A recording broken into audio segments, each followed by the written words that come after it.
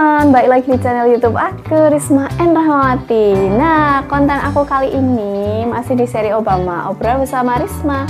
Dan tema Obama kali ini adalah pengalaman terbucin kalian. Nah, siapa hayo yang punya pengalaman terbucin? Pasti kalian pernah dong yang namanya bucin. Jadi bucin ya, budak-budak cinta. Udah ada beberapa DM yang masuk di Instagram aku, nanti akan aku bacain khusus untuk kalian dari nomor 1 sampai dengan nomor 5 yang terpilih paling unik, paling menarik. Tapi sebelum aku bacain, jangan lupa kalian like, komen, dan juga subscribe channel aku agar aku lebih semangat membuat konten YouTube. Oke. Terima kasih sebelumnya yang sudah menyimak konten-konten aku, yang sudah setia nyaksiin konten-konten aku. Dan hari ini kalian harus nyaksiin dari awal sampai akhir karena cerita ke bucin itu sangat-sangat menarik ya. Oke, langsung aja ke cerita yang pertama. Ini nih ceritanya. Aku yang pertama, Budos ya. I'll go first, Budos. Waktu kuliah semester 3, aku pernah jadian sama teman SMP aku berinisial W. Hayo, siapa itu W? Wahyu atau apa? Siapa sih selain nama, selain Wahyu? Wuling ya. Wuling itu merek mobil. Apalah, nggak tahu aku ya. Inisial W. Kita jadian selama 1 tahun. Setelah itu putus. Alasannya sepele. Gara-gara aku nggak suka dia nggak peka. Aslinya aku pengen diajak balikan, tapi ternyata enggak. Wek, mampus kan gue. 6 bulan kemudian, saking bucinnya gue nggak malu nanyanya sama dia duluan ya, belibet ya. Setelah 6 bulan kemudian, saking bucinnya gue nggak malu nanya ke dia duluan. Masih sayang enggak? Masih mau lanjut enggak? Masih pengen kayak dulu lagi enggak? Gitu ya.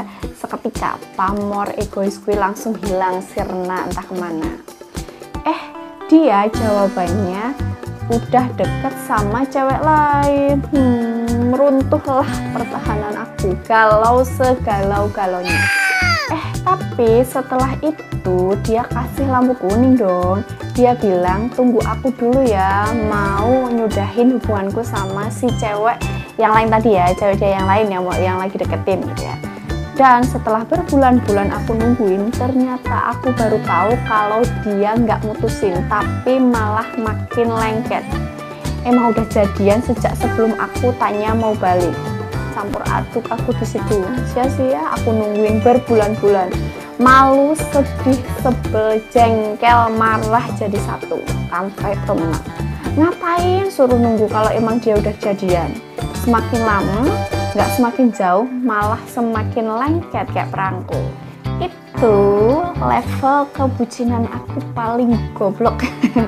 Mohon maaf ya, ini mau situ kayak gini, nanti aku sensor lah. Itu level kebucinanku paling Dan yang paling nyebelin itu mantan aku nikah sama si cewek itu dan mereka udah punya anak. Ya udahlah, aku terima aja. Memang itulah keadaannya ya. Dan sekarang aku udah nemuin ayah terbaik untuk anak-anakku. Padahal bisa dibilang Kak, aku sama dia sama-sama cinta pertama. Jadi bener-bener mantan terindah dan ternyebelin pokoknya. Kalau inget bucin, gue sebel. Kalau inget masa indah ya, aku seneng deh. Itu cerita bucin yang pertama ya. Jadi sok-sokan mutusin padahal masih cinta, dan ternyata setelah diputusin dia gandengan sama cewek lain. Hancurlah kamu. Betul nggak sih? Ya iya iyalah, kita tuh udah cinta, udah nungguin, aduh ternyata malah dia sudah dengan perempuan lain. Nyakitin banget ya. Oke teman-teman, kalau kalian punya pengalaman terbucin, jangan lupa kalian komentar di bawah ini, cerita aja ke aku. Pasti aku akan seneng banget dengerin cerita kalian. Kalau nanti banyak yang cerita, nanti akan aku kasih bucin yang kedua, segmen bucin yang kedua ya, seri Obama Obrol bersama Risma dengan tema bucin yang kedua. Langsung aja ke cerita bucin yang kedua. Kalian penasaran nggak ceritanya seperti apa? Nah, aku sendiri juga ketika baca ini ya lucu-lucu gimana gitu ya, macam-macam lah kalau orang tuh ada cerita bucinnya masing-masing. Lanjut aja, semangat aku ini bacain cerita bucin. Hai Kak, aku mau cerita tentang pengalaman percintaan aku nih. Tapi sebelumnya disensor ya nama aku, hehehe. Ya, semuanya udah aku sensor namanya, jadi kalian tuh namanya nggak kelihatan, tenang aja. Gini Kak, dulu aku pernah punya cowok kuliah di Jogja. Sampai bucin gitulah. Ada ya mungkin pengalaman terapa ya. Bisa disebut menyenangkan sih. Wek. Maksudnya wek itu hehehe gitu ya. Tapi ada pengalaman buruknya. Kalau udah putus sama orang yang kita cintai nanti berujung fatal. Bisa kayak bego banget sih. Kenapa aku bisa dulu sayang sama dia? Mungkin kayak gitu ya. Kalau udah putus rasanya mati rasa ke semua orang. Jangan. Aku aja sampai mati rasa ke semua orang Kak. Wek. Intinya gitulah. Malu kalau mau cerita semuanya. Wek ya. Ini beneran loh ada wek-weknya sampai aku tuh ketawa. Mungkin ini karena orangnya ramah gitu ya, banyak ketawanya. Aku udah cari yang baru Kak, tapi rasanya beda karena udah totalitas cinta sama yang dulu. Wek ya. Tipsnya dong Kak, biar nggak mati rasa ya. Jadi gini, mbaknya ini ya dia itu pernah cinta banget, bucin banget sama orang yang kuliah di Jogja gitu ya. Tapi ternyata ketika udah putus rasanya mati rasa gitu ya. Kenapa nggak bisa cinta sama yang baru sama seperti cinta sama yang dulu? Kemudian kasih tipsnya dong biar nggak mati rasa gitu ya. Biar nggak mati rasa kira-kira tipsnya gimana? Kalau aku sih yang pertama betul cari yang baru. Tapi ketika cari yang baru itu ya memang orang itu sayang banget gitu loh ya sama kita gitu. Jangan kamu yang lebih sayang tapi dia yang lebih sayang. Yang memang orangnya baik, perhatian gitu ya. Kemudian apalagi yang mukanya, kalau sekarang anak saya tuh mukanya tampan kayak cantik atau good looking gitu ya. Tapi ya selera orang masing-masing. Yang paling penting itu perhatian, misalnya suka ngasih kado, dia suka ngasih coklat, atau misalnya suka ngasih bunga, atau cewek-cewek itu seneng gini loh, diajak, aduh yuk jalan yuk, nah, kita ke mall ya. Kita ke mall gitu. Terus aku tuh jadi teringat meme yang lucu banget ya. Udah ini aja, tenang aja, ayo kita jalan-jalan ke mall, nggak usah mikirin biaya. Udah kamu ambil aja semuanya yang kamu pengenin, nanti biar aku yang digebukin gitu. Biar aku yang digebukin, maksudnya bukan dia yang bayarin gitu ya, tapi ya udah biar aku yang digebukin karena kamu ngambil semua barang tanpa membayar ya. Aku kalau inget meme itu jadi rasanya pengen sama gitu ya. Ya udah ambil aja semuanya, ambil aja yang kamu pengen, nggak usah khawatir, biar aku yang digebukin ya. Digebukin sama satpamnya lah karena kamu ngambil nggak bayar gitu ya. Ya itu tadi yang pertama, tips yang pertama. Jadi kamu mungkin bisa cari pengganti orang yang memang lebih sayang kamu gitu ya, yang ngajakin kamu ke mall biar dia yang digebukin ya, kamu ambil semua barang. Boleh tuh idenya. Aduh, ada-ada aja ya meme itu. Kemudian gimana tips yang kedua, karena masih muda, kita masih muda, kalian masih muda gitu ya, isilah hari-hari kalian dengan hal-hal yang positif.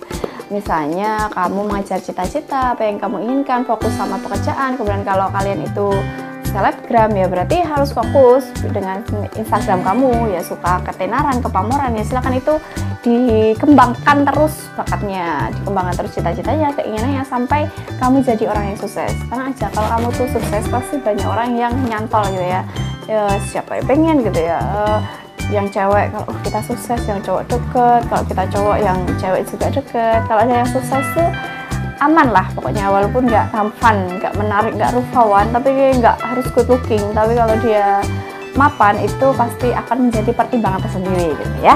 Kemudian lanjut ke cerita bucin yang ketiga, nyimak sampai akhir ya. Ini udah yang satu, kedua, kita masuk cerita bucin yang ketiga. Di luar hawanya panas banget ya, sampai aku tuh teman-teman, aku tuh keringetan. Pernah tunda dulu, aku cancel videonya, aku lari, aku ambil lap, aku lap wajah yang manisku ini. Beda banget ya wajah yang manisku ini. Kemudian langsung duduk, lanjut lagi bacain cerita bucin kalian. Nah, cerita yang ketiga ini sebetulnya lebih ke kata-kata puitis gitu ya, untuk si suami dari mbak ini ya. Namanya aku sensor nih, sepanjang ini panjang banget ceritanya, dan aku suka sebetulnya bacain cerita bucin, walaupun panjang tetap akan aku bacain. Dengerin ya. Mungkin ini juga buat suaminya si mbak ya, mbak inisialnya adalah pokoknya. Aku bacain. Dear suamiku, kamu merupakan salah satu anugerah terindah dalam hidupku. Kamu adalah penyempurna imanku. Kamu adalah ragaku sekaligus hidup dan matiku. Aku tahu dan paham betul kita ibarat air dan api, minyak dan air, maupun langit dan bumi. Ya, kenapa? Karena kita sama-sama berkepala batu. Lucu sih, kenapa Tuhan menyatukan orang-orang seperti kita. Tapi aku tahu, di dalam hatimu tertanam aku dan buah cinta kita. Dan di dalam pikiranmu terngiang namaku dan anak kita. Maaf, selama ini aku belum bisa menjadi istri yang soleh untukmu. Belum mampu menjadi ibu yang baik untuk anak kita. Dan belum bisa berbakti kepada kedua orang tua kita. But I was trying, really trying so hard to be a good wife, good mom, and good girl. Suamiku, mari sama-sama belajar bersama tentang arti kehidupan. Tentang apa itu cinta, tentang apa itu benci. Ketika saling membenci, maka cinta itu semakin besar. Ketika cinta itu membesar, benci itu terhempas. Suamiku, kamu adalah cinta dalam hidupku.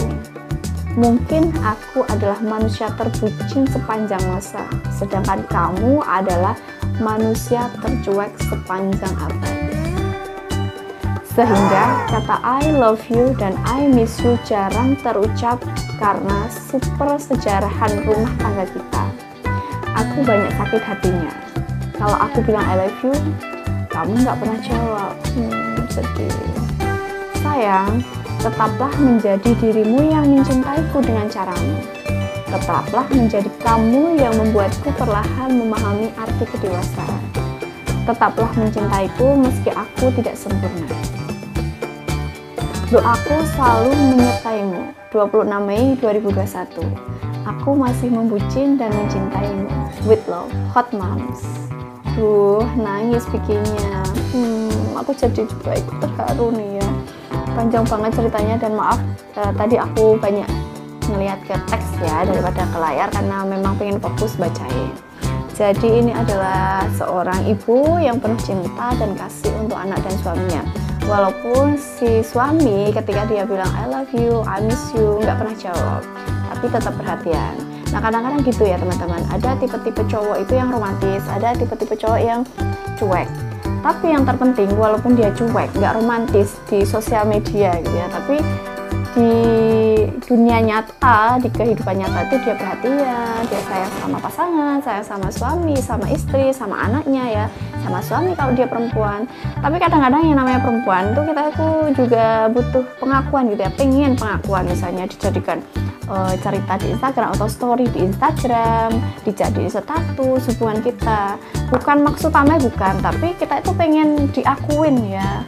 Keberadaannya tuh kita tuh pengen diakuin memang di Instagram kita post ya walaupun nggak terus menerus kan alay sekali-kali lah ya. Oh jadi kita tuh memang disayang, diakuin. Ini loh istriku yang cantik cerita manja ulala gitu ya, yang maunya dibelanjain ngabisin uang gitu ya, ya ini istriku ya. Atau ini loh suamiku yang pengertian, dia cari nafkah untuk keluarga, jadi kayak gitu. Jadi butuh dipublikasikan walaupun nggak terus-terusan. Karena apa ya, mungkin kalau kita punya pasangan dan kok ini nggak pernah publikasi gitu, ada apa sih? Atau memang ada seseorang yang dijaga perasaannya gitu ya, ayo siapa yang kayak gitu, ada yang dijaga perasaannya jadi nggak pernah bikin status atau story tentang hubungannya dengan si doi. Ya udahlah itu urusan masing-masing, yang penting aku udah saran dan aku udah cerita bahwa perempuan tuh kadang-kadang juga pengen gitu, diakui keberadaannya, dipublikasikan lah istilahnya. Nah itu tadi cerita bucin yang keempat, dan ini yang terakhir. Sudah banyak DM tapi aku pilih yang memang menarik gitu ya, ceritanya menarik semuanya, tapi karena keterbatasan waktu nggak mungkin kan 2 jam 3 jam bacain cerita bucin, jadi hanya beberapa yang aku bacakan ke kalian. Semoga kalian menarik, terhibur, dan terinspirasi, termotivasi, ada masukan. Ini cerita bucin yang kelima, lumayan panjang. Ini soal tentang apa ya, penasaran? Kalau kalian penasaran, tonton sampai akhir dan jangan lupa kalian subscribe channel YouTube aku, like, lonceng juga boleh banget. Kemudian kalian juga boleh mampir di Instagram aku di @risma.nrahmawati. Nah, cerita bucin yang keempat ya, yang keempat tadi aku nyebutnya berapa sih? Kelima? Bukan ya? Oh ya, yang betul adalah keempat, cerita bucin yang keempat. Lupa aku teman-teman, maaf ya. bukan yang terakhir, ternyata masih ada yang keempat dan nanti 5 yang aku pilih. Aku ada cerita lucu nih kak, tapi bukan aku sih, saudara aku waktu masih muda. Sekarang dia udah emak-emak, anak 2, wow. Dulu saking bucinnya sama gebetan, dia rela kuliah di kampus yang sama, ngambil fakultas yang sama si doi biar tiap hari ketemu. Doi jurusan pendidikan sejarah dan saudara aku pendidikan kewarganegaraan. Padahal orang tuanya nggak setuju kalau dia ngambil jurusan pendidikan kewarganegaraan kak. Meskipun gitu, tetap nggak jodoh kali ya kak. Doi nikah duluan dan saudara aku beberapa tahun kemudian baru nikah dengan orang lain juga. Agak jauh sih jaraknya karena saudara aku tuh susah move on. Jodoh memang misteri ilahi ya kak ya. Betul juga sih, jodoh misteri ilahi. Kita tuh nggak tahu jodoh dengan siapa, kapan gitu ya. Tapi ya namanya nggak jodoh ya udah. Mungkin walaupun kamu kejar-kejar sampai kapanpun ya, doi udah nikah sama orang. Kemudian kita juga udah nikah sama orang lain. Udah sama-sama bahagia, udah sama-sama klop dong ya. Nggak apa-apa. Udah bila-bilain satu fakultas, satu universitas, tapi gak jodoh. Aku jadi teringat seseorang nih ya teman-teman ya. Siapa? Teringat adalah pokoknya teringat seseorang, dia tuh dulu kuliah di Solo, Jawa Tengah, udah di salah satu universitas swasta terbesar di Solo gitu ya. Orang Jawa Barat kuliah ke universitas terbesar, mau keceplosan nih ya. Universitas terbesar di Solo. Kemudian dia ada pacar tuh, si ceweknya juga di Jawa Barat. Kemudian si ceweknya diajak balik atau diajak ikut ke Solo untuk kuliah di Solo. Niatnya apa sih? Niatnya ya biar saling ketemu, bisa ketemu, hubungannya nggak jarak jauh gitu. Dan si cewek mungkin juga udah bila-bilain lah kuliah di Solo, dan cowoknya juga udah bila-bilain lah nyariin kuliah di Solo segala macam, ngurusin. Tapi ternyata waktu di Solo si cewek menemukan jodohnya, ya dia ternyata menikah dengan orang lain padahal masih berhubungan sama si ini ya, si masnya ini. Dan pasti kecewa banget sih masnya, kasihan deh lo, emang dia bukan jodohmu gitu. Dia tuh bukan jodohmu, tapi jodohmu ribet banget sih. Jodohmu itu adalah aku. Ya jodohmu adalah aku, ya udah nggak apa-apa ya, mungkin itu adalah cara Tuhan biar kamu cakain jodoh orang, walaupun nggak jodoh nggak apa-apa. Nggak masalah, jodoh itu sendiri-sendiri lah, masing-masing aja lah.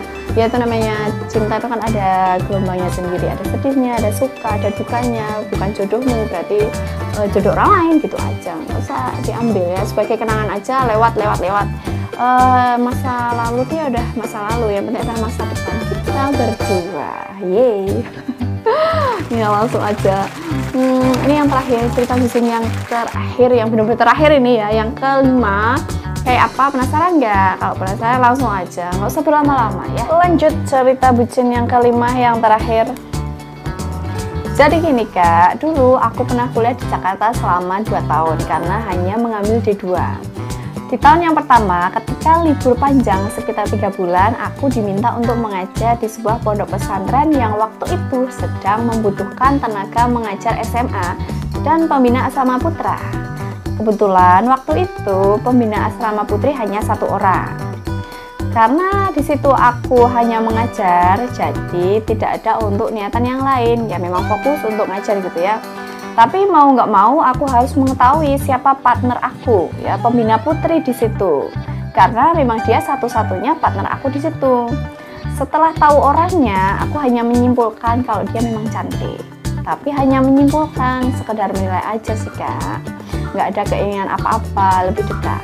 Nah kemudian ini terlalu panjang, langsung aku singkat aja untuk menghemat waktu ya, karena sudah beberapa kali intens berkomunikasi, whatsappan gitu ya. Kemudian dia nanya kak, hari apa aja aku mengajar, jadwal ngajarnya kapan, waktunya kapan. Kemudian langsung aja aku kasih jadwal mengajar aku kak. Setelah itu dia bilang diminta ibu main ke rumah mas, kira-kira bisanya kapan? Waduh ya. Nah ini ya cowok-cowok, kalau udah ada WA atau omongan dari perempuan kalau ngomong kamu diminta main sama orang tuaku di rumah, berarti itu kode keras banget ya. Diminta melamar, kapan kira-kira kamu bisa ke rumah gitu ya, untuk melamar aku, nikah sama aku gitu ya. Waduh, pikiran udah nggak karuan karena aku belum pernah ketemu sama keluarganya Kak.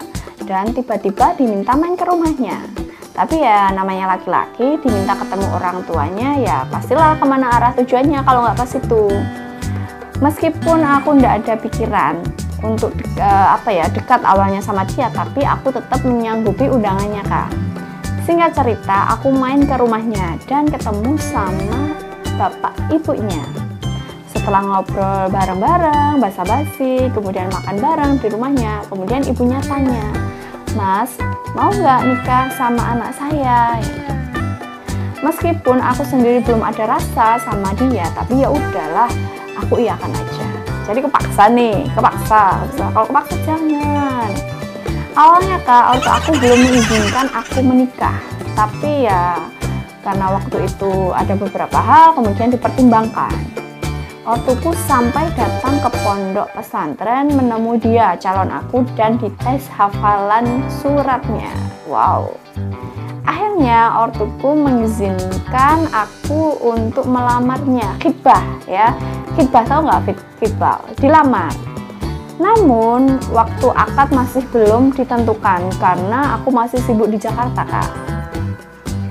Dan akhirnya kami sepakat untuk menikah di bulan Februari tahun 2017 karena waktu itu bertepatan dengan hari libur aku Kak.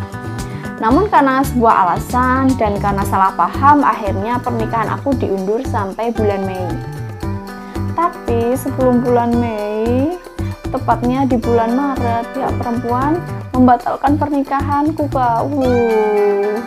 Sedih. Ya mungkin karena perhatian aku ke dia berkurang Kak ya.